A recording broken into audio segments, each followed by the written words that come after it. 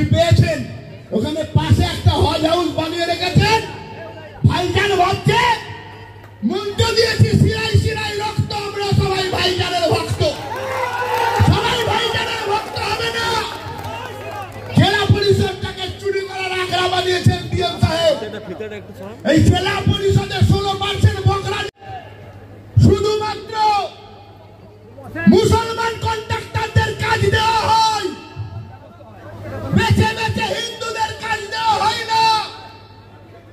আর এখানে বীরভূমের আর্থিক ব্যবস্থা এই তৃণমূলের বদান্যতায় বালির ঘাট থেকে পাথরের ডিসিআর সমস্ত কিছু মুসলমানদের হাতে তুলে দেওয়া হয়েছে। এখানকার বীরভূমের হিন্দু এখানে ছাগলের তৃতীয় বাচ্চা ত্রিন ত্রিন করে নামাবে। কি ভাবছেন? কি ভাবছেন আপনারা? এখনো বীরভূমের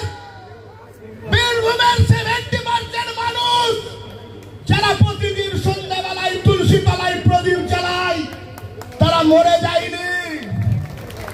এ আন্দোলন ঝাঁকি হয়। 1 মাসের মধ্যে জেলা পরিষদ ভাঙচুর করব, কথা দিয়ে গেলাম। বদলে যান ভাইজান, ভাইজান বদলে যান, নাহলে গুটিয়ে দেব। নানুর থেকে ঢুকতে দেব না, নানুরের রাস্তা থেকে ব্যারিকেড করে দেব। গোলাবাজি করবেন, বালির টাকা খাবেন, কন্ট্রাক্টরি টাকা খাবেন, পাথরের টাকা খাবেন। আর আমরা হাত গুটিয়ে বসে থাকবো, আপনি যা করবেন তাই শুনবো। চাকরি চুরি করলেন, 1025 জনের চাকরি খেলেন। শিক্ষিত বেকার যুবক, মেধাযুক্ত বেকার যুবক রাজপথে কাঁদছে।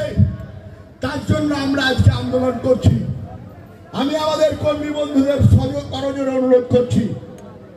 পশ্চিম বাংলার আমাদের মন জুড়ানো বক্তব্য যিনি বলেন, আমাদের নেতা শ্রমিকরা আছেন, আপনারা অনুগ্রহ করে বসে পড়ুন। এই সভা চলবে, এই সভা আমাদের চেতাবনী সভা।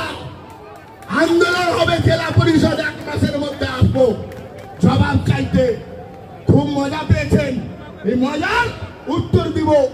সকলে ভালো থাকুন।